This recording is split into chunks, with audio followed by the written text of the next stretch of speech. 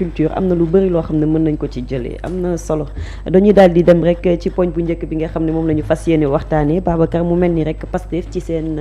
conférence de presse bi daal di nañuy tontu par rapport ak attaques yi nga xam ne jotoon nañ ko def contre leur leader Ousmane Sonko. waaw tigi ni nga ko waxee par rapport ak lu jëm ci wàllum sortie yi ñuy def ci point de presse yi. xam nga barki démb boo ko xoolee bu baax a baax soxna Aminata Touré ak Abdourahmane Diouf ñoom ñoo defoon ay sorties médiatiques rawatina point de presse bi nga xam ne envoyé spécial président de la République moom la doon def mu di soxna Aminata Touré am lu bare loo xam ne jot na koo débale comme réponse par rapport sortie bi nga xam ne moom la Ousmane Sonko amuloon moom nag mu doon indi ay tontu par rapport lu jëm ci wàllum li nga xam moo di fonds secret yi lu bare mu jot ko caa wax mais démb groupe Pastef bi ay députés anciens ministres en commençant par l'ancien ministre bi nga xam ne moo yor lu jëm ci wàllum énergie beeg ki nga xam ne dañ ko dénkoon mu di Birame Souleye Diop indi na ab tontu bu yaatu parce que dañooy spéculer par rapport lu jëm ci wàllum njëg yi maanaam prix yi pour xamle que ne état du Sénégal yokku bi mu yokku lu ñu élaboré woon la lu yàgg sax c'est parce que date bi daanaka moom moo doog a yegsi muy xamle que ni à l'époque avec Ousmane Sonko étant premier ministre am na lu ñu mettre en place comme programme boo xam ne même bu ñu yegg woon ba fu ñu war a yokkee sax njëg bu ñu demoon ba ko yokku tam du ñu indi ci njëg bi nga xamante ni tey moom la ñu yokkee prix bi ndax planning ba ñu tegoon planning la boo xamante ni bu leer la woon rien que pour bañ a yegg ci yokkum njëgum carburant bi ba mu yegg ci 900 boo xamante ni daanaka dafay teg kon ci benn côté moom il est revenu largement par rapport côté énergie bi ak carburant beeg yokkute bi nga xam ne am na ko ci te ñu koy spéculer beneen bi ci tegu aussi ñoom ñuy wax ko mooy ils se sont expliqués largement ak lu jëm ci li nga xamante ni moom moo di wàllum maanaam seen ay proposition de loi yi nga xam ne amal nañ ko notamment le président du groupe parlementaire Ayib Salim Daffé mi nga xam ne démb wax na ci lu yaatu indi ay tontu di xamle que ni initiative yëpp nga xamante ni moom la ñu jël daal tey jii gaañ dañoo nekk ci li nga xam moo di renier catégoriquement li nga xam moom la ñu joxe woon comme programme politique ki ci yees daanaka boo koy xool ci wàllum point de presse bi démb c'était Ngagne Demba Touré mi nga xam ne ay missile sol dëgg moom la dóor démb kii di président de la République ñëwal ne ko ne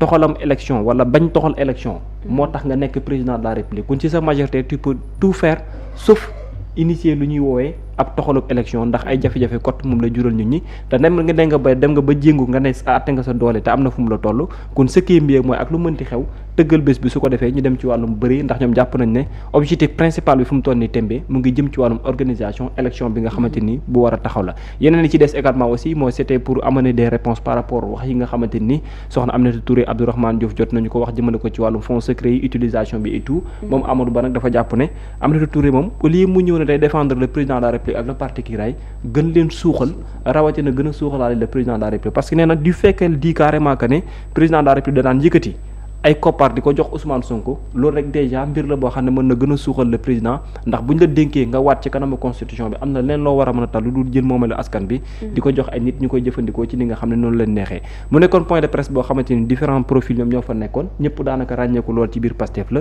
mais mi wane ne beneen offensive la boo xamante ni gu ñu indi woon la pour amener des réponses par rapport yeneen parti politique yi ni ñu koy defee gën caa fës parti kiraay bi nga xam mooy défendre actuellement le président de la République de Bassirou Diomaye Diakhar Faye soxna Koumba. jërëjëf Babacar ci leeral yi nga indi ci wàllu wi Birama Camara ñu gis ni démb Pastef daal dinay def point de presse indi ay tontu par rapport ak li nga xam ne moom moo di kaddu yi Mimi Touré yëkkati ak Abdourahmane Diouf ak itam Yankhoba Diémé nan nga gisee seeni ay déclaration ndax itam li ñu wax tamit convaincre na la. waaw conférence de presse bi déjà c'est très très normal ñu bëri doon nañ ko xaar parce que bu fekkee ñenn ñi dañuy génne ay attaques di ko jëmale ci Ousmane Sonko wala ci Pastef ñoom bu ñu réagirul wala ñu bàyyi ñi nga xamante ni comprendre ñu trop les enjeux li ce qui se passe dans les coulisses ñu génn naan dañuy répondre ñële mën na indi li nga xamante ni moom moo di réero wala sax ndaw ñi su boobaa ñooy obligé tal seeni live di tontonteeg ñenn ñi te fi ñu toll nii moom boo ci dérapé tuuti boo def nag yoon teg la loxo donc mieux vaut que ñu war a wax te xam li xewoon au moment ñu génn leeral askan wi ba tax na lu jëm ci wàllum yokku courant bi yokku du moins xam naa njëgi waaw carburant bi ñi ko wàññi woon wax fi ñu ko tegoon ba wàññi ko waxoon tamit ni mën na yokk bu fekkee li nga xamante ni moom moo xew fële ca diggante Iran ak États-Unis dakkul waaye aussi nee nañ ñoom dañ ko waxoon mais tegoon nañu ay mécanismes yoo xamante ni xalaatuñu woon ni peut-être daañ ci dem mais en toute éventualité ba tax na ñi ñëw yokk bu ñu nee yokk bi daanaka c'était inévitable ñoom aussi jaar nañu génn leeral. wala naan leen ñoom annoncé woon nañ ko seen waaw annoncé woon nañ ko parce que waxoon nañu rek que ni parce que dañ leen posé woon question ñu tontu. que ni mën na dem ba dootul soutenable. mais jamono yooyu xeex bi je pense que am na foo xamante ni jaar na fa mu tar lool navires yi doon jaar ci détroit d'Ormuz amoon ay jafe-jafe. réewu tugal yëpp yokk pourtant jamono yooyu ñoom ñu ngi maintenir la cadence. ci wàññi bi ñu amaloon ba pare sax doon ñu diggaat yeneen wàññi bu ñu waxee ni mën na yokk waaye bu leen fàtte ni waxoon nañ tamit ni dinañ liggéey pour mu gën a wàññeeku. c'est deux choses bi ñu wàññee dañ ñu ni ñu ngi continuer di liggéey pour njëg gi di gën a wàññeeku. effectivement voilà donc c'est deux choses. waxoon nañ ni mën nañ yokk mais neewoon nañ tamit ñu ngi liggéey pour yëf yi gën a wàññeeku. et que xaar leen ko mais lu mu ci mën di doon li xel mënta nangu mooy le fait que ces chocs exogènes puisse impacter considérablement le vécu des Sénégalais alors que ci la ko waral bu dee wàllum baril de pétrole buy yéeg ak buy wàcc c'est la loi du marché noonu la mës a demee c'est comme le dollar ok mais Sénégal bu fekkee dafay exploiter ci sous-solam di génne pétrole di ko jaay biti réew te pétrole boobu noonu moom la nit ñi di soxla pour amal lu ñuy wax énergie pour jël domaine boobu tout simplement ñun tey pétrole boobu noonu ñuy génnee fii ci réewum Sénégal amaluñu benn njariñ jusqu'à présent alors que nekkoon na loo xamante ni lu yàgg ñu ngi ko doon xaar déjà échéance bi dañ ko doon pousse di ko poussaat te ci moment boobu noonu li ñu waroon gën a xalaat si gouverner c'est prévoir c'était d'investir vers le gaz to power te xam ni suñu gaz dinañ ci am même bu dee 10% la ca nar a juddu mais ñu tabax ay centrale teel ko tabax laataa sax exploitation bi di door ñu teel a tabax ay centrale yoo xamante ni au lieu que muy jël fiole mais dafay jël gaz niñ ko tàmbalee nii ba léegi sotteegul bu ñu ko tàmbaloon bien avant des années auparavant doonoon na tax tey bu pétrole bi génnee ñu liñ ci am kës néew ñu togg ko def ko courant ba dundu sénégalais yi mën a wàññeeku la ñuy wuti ca biti réew di ko indi ci ay bateau pétrole pour di jaay ñi nga xamante ni ñoom ñoo di pompistes yi wala lii taal oto yeeg yeneen yiy daw loolu it bu ñu jëloon li nga xamante ni moo di contrat yi ñu négocier ko nañ ko waroon a négocier doonoon nañ ci am loo xamante ni dinañu doy sëkk pour le marché domestique ba du ñu exporter pétrole ba pare au même moment le gouvernement du Sénégal di importer pétrole Kumba loolu soxlawul am njàng mu rëy loolu xel moo ko mënta nangu c'est incohérent di exporter pétrole ba ñuy defal chaque ay rapport nu ñu ko waxti ay rapport mensuel ba pare ay sénégalais di importer pétrole li ñuy jëfandikoo di ko jaay muy gën a yokku di ko raffiner yëfi di gën a compliqué alors que ñun nee nañ dañuy exporter nan nga ko mën a expliquer sénégalais mënoo ko expliquer moo tax man yenn yi soxlawul ay technicité nañ ñu wax le fait que Sénégal bëgg a dépendant toujours ci li nga xamante ni moo di biti réew te Sénégal am pétrole am gaz fan la ñu toll ci yaakaar teraanga bi ñu waxoon day dellu si waat ci sunu ay loxo ba ñu war ko mën a exploiter ou def ay joint venture mais au moins dina doon li nga xamante ni Sénégal moo ci teg loxoom ba mu mën a soppi suñu dund bu fekkee dañu am kudd ba pare di lakk c'est ça veut dire que nañ sànni kudd gi amaluñ njëriñ ñu ngi am pétrole ñu ngi am gaz di ko jéggaani biti réew lu xew ca Moyen-Orient ñun ñoo koy njëkk a yëg à quoi bon alors à quoi bon qu'est-ce que cela nous sert d'être un pays qui bon nous on n'est même pas exportateur de pétrole parce que ces sociétés étrangères là qui exploitent le pétrole sénégalais est-ce que bu ñu koy jaay ci biti est-ce que pétrole sénégalais la ñuy jaay il faudrait se poser la question jaayuñu pétrole sénégalais fii lañ ko exploité mais bu ñuy jaay comme société étrangère la boo deful nag pétrole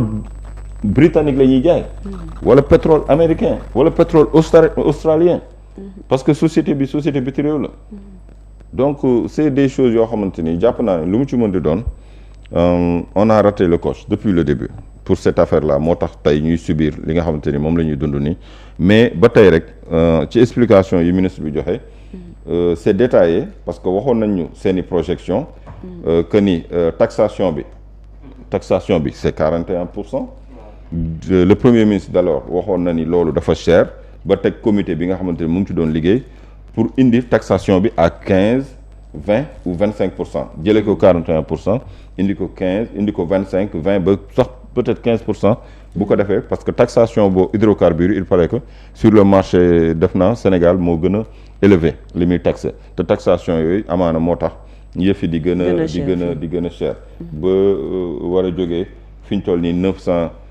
neewoon nañu lan le prix du supercarburant pourrait être de 925 francs le litre. Au lieu de 990. Voilà donc mu ngi noonu ñoom ñu ngi ci doon liggéey defoon nañu benn pas boo xamante ni tey mënoon nga jàpp ni bu ñu continuer woon le processus ci liggéey bi ñu nekkee woon. amaana doonoon na gën a wàññeeku ci ñun mais yokk aussi carburant. ci diir bu gàtt boo deful nag effet domino lay doon. après leneen day yokk parce que dañ naan carburant moom mooy doxal lépp. marchandise yi li koy indi carburant prix carburant bi da ciy impacté. courant bi li koy taal prix carburant bi da ciy impacté kon bu carburant yéegee rek boo deful nag leneen lépp day yéeg ba ci dund gi ba ci leneen donc il faudrait aussi que ñu yërëm askan wi parce que chaque jour léegi ñenn ñi dañ koy wax le prix ce que nous coûte l'État aussi ñoom bu ñu ci defoon ay coupe wàññi serrer la ceinture comme ni ñu koy demander à la population je pense que Sénégal dinañ gis ni ñi leen jiite ñoom it ñu ngi xañ seen bopp yenn luxe yi ak yenn privilèges yi. mais concernant cette étude là étude bi le ministre Birame Souleye Diop wax. Les conclusions de cette étude wax na ne que bàyyi na ko fa. kon en principe. mi ngi sur la table de son successeur. waaw léegi te loolu bu ñu ko mettre en œuvre les conclusions de cette étude. parce que nee na tëj nañ si ay techniciens pendant 3 jours pour ñu def si kii bu ñu ko mettre en œuvre amaana tey yokkute du am. léegi kon nan lañ mën a expliquer loolu. maanaam waaw yokkute bi bu nekkee am na une étude bu war ne ko yoon mun fa jaaree yokku du am. pour un profane. pour quelqu'un qui a un esprit non éclairé. oui bu yokku bi demoon ba mën a am ba mënul ñàkk. du yegg 990 mais par contre 925 francs la waroon a doon. waaw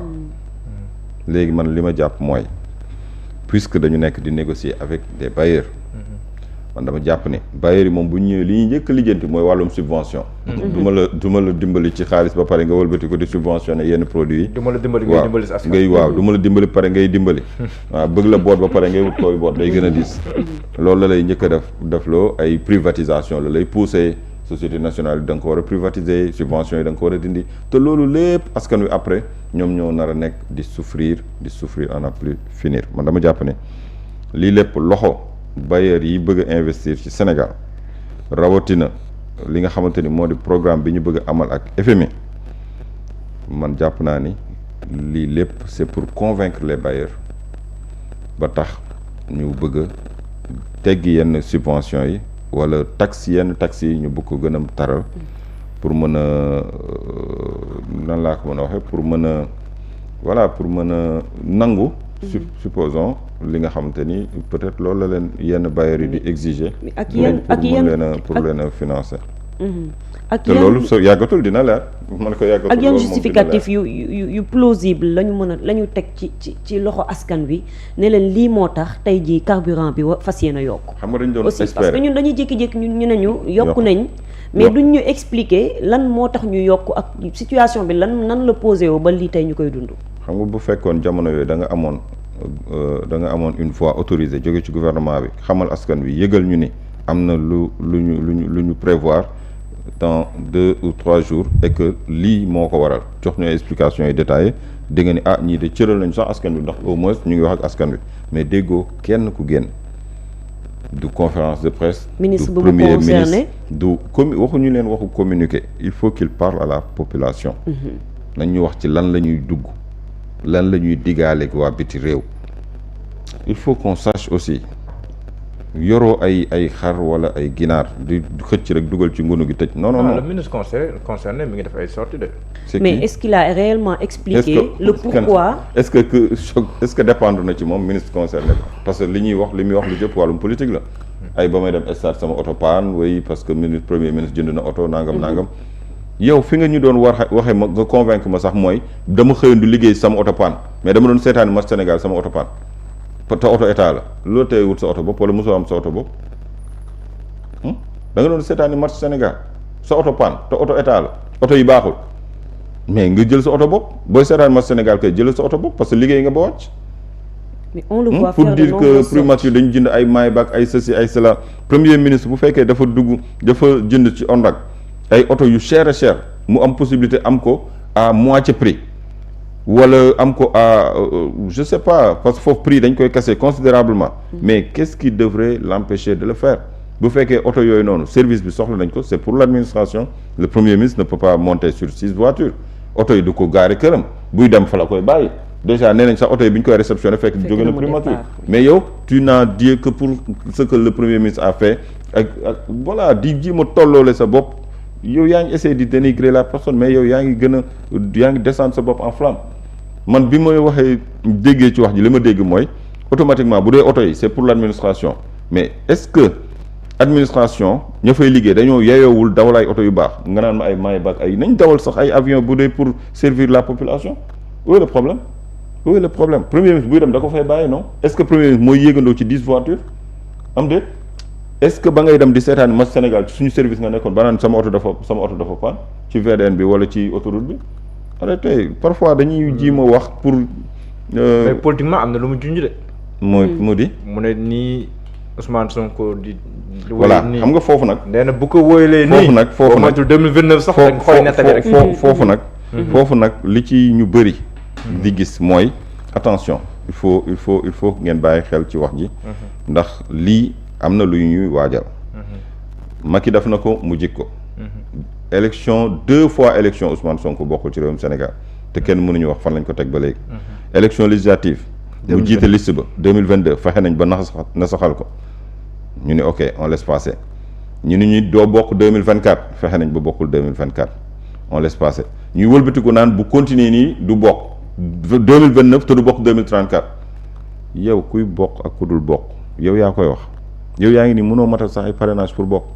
yow sa carrière politique lan nga ci namm yow pour xool pour lijjanti ko da nga nekkoon ku bëgg a laaj bopp réew mi ba dem di wuti parrainage jàlloo parrainage d'accord mais c'est quoi ton futur ci wàllum politique te ngaa lijjanti yow noo bokkee benn bés wala un jour je sais pas sa carrière politique noo koy gérer mais pas taxaw di def ay menaces voilées. mais loolu boo ko lëkkalee ak le président du parti Pastef temps yëpp yi muy wax. man yëg naa xam naa loo leen xamul. bien sûr bu leen répondre à la provocation. ñu ngay nangam bëgg nañ sax dissoudre le parti xam nga mos na junj ko. sax bien sûr loolu kay. léegi loolu boo dégloo waxi docteur Abdourahmane Diouf bi bu parti kiiraay. man damay jàpp ni il a vendu la mèche c'est tout simplement ça. maanaam c'est il y a des choses qui se passent en coulisses il y a des choses qui se préparent il a vendu la mèche c'est tout simplement ça loolu laa ci jàpp bu deful nank du bokk yow bokk ma Samba wala ma Demba dépendrul ci yow. c'est du yow yaay alerté. yow sa bokk yow nga war a toppatoo mais pas bokk ma Samba ak ma Demba te man dama jàpp ni bokk Ousmane Sonko ci ay élections mu ngi dépendre ci textes yi nga xamante ni ñoo régir candidats yi war a bokk. lan la ñu war a remplir pour bokk mais aussi mu ngi surtout dépendre ci sénégalais yi man loolu laa jàpp bokk Ousmane Sonko ci élections yi mu ngi surtout dépendre ci sénégalais parce que sénégalais yi ñoo dootul nangu ñu naan diw day bokk ak diw du bokk loolu moo fi dootul am ci réewum Sénégal parce que dañ ko tegul fenn. gis nañ dégâts yi mu indi ak désastre yi mu indi ci réewum Sénégal te bëgg nguur képp moo waral ñu naan diw day bokk diw du bokk nekk nga ci ay privilèges yoo xamante ni diw mi bu bokkooy wala parti bi mu bokk képp ku mu fa joxoñ day jàll parce que daf na ko benn yoon gis nañu kon force de frappe am ñu ni léegi diw du bokk mais ci diw du bokk boobu ñoom bu ñu sañoon parti Pastef la ñuy tas mais benn bi loolu la mais ñaareel bi dégg nga maître Moussa Sarr wax na ko à l'Assemblée nationale mu ne yéen président mooy sax dossier de candidature buñ ciy demati la déclaration de patrimoine bokkaale ànd si te soxna Aminata Touré dégg nga mu juñ ne que am na ñoo xam ne nii dañoo déclaré ñu woo leen ne leen am na lu des ñëw complété wax na ne que man awma prénom kon loolu bu ñu ko boolee si dossier de candidature yi kon lu mën a éliminer candidat la waaw xam nga moom laa lay wax bu nekkee après vérification Birama Camara ñëw na indi dossier am indi déclaration patrimoine après on se rend compte que Birama Camara indi na ñetti big waaye gis nañ am na beneen big silo léegi am na beneen big rek kon doo bokk non attends nit ki dafa def dañ ni déclaration de patrimoine yéen président la moom la concerné mais fii texte yi du président mooy am yéene loolu nekk ay texte nekk ay loi ci réewum Sénégal doona gu ko moom waaw non dama ni même bu amee yéene ay yéeneem du moom ay yéene mooy doon loi dans ce pays. Loi dafa am fu muy jaar ay nit voté ko ay représentants du peuple yoo xam te ni askan wee leen tànn leen demal leen di ñu voté ay loi ci suñu tur ñooñu ñoo koy voté ni nii la ñuy choisir lii mooy doon les critères mais c'est pas parce que le prince veut une chose rek que loolu day nekk loi ci réew mi ak règlement et que tamit def nga déclaration de patrimoine day bokk ci candidature yi. dossier de candidature yi am na loo fàtte. automatiquement rek kon yow sa candidature dañ koy éliminer wala am na lu ñu découvrir ni c'est pas déclaration bi c'est sur l'honneur et que voilà c'est sur l'honneur que ni lii laa am ak lii ak lii. Déclaration sur l'honneur c'est comme la déclaration de Karim Wade qui disait qu'il n'a qu'une seule nationalité et qu'on a découvert par la suite que il y avait une nationalité qui n'a pas été réglée du côté de la France. Donc man jàpp naa ni daal yooyu di mbiru galgal wàllum galgal ci politique nañ ko di moytu day indi ay jaxasoo te mën na taal am réew nit ki la muy bokke ci ay élections loolu dafay nekk loo xam te ni dañ koo bind ci texte yi et puis on change pas les en cours de match on ne peut pas changer les règles du jeu yow lii nga def ba ñu fal la noonu la keneen di def ba ñu fal ko su ko askan bi wóoloo mais du yow yaay jékki-jékki bëgg ni damay corser la chose wala dama koy yolomal.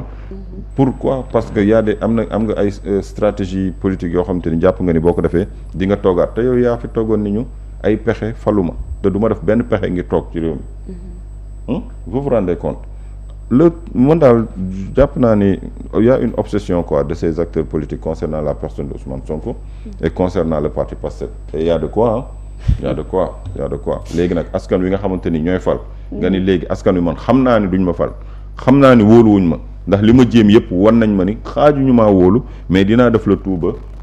bon ki ñu wóolu wala ki ñu bëgg a fal kooku moom dinaa ko xañ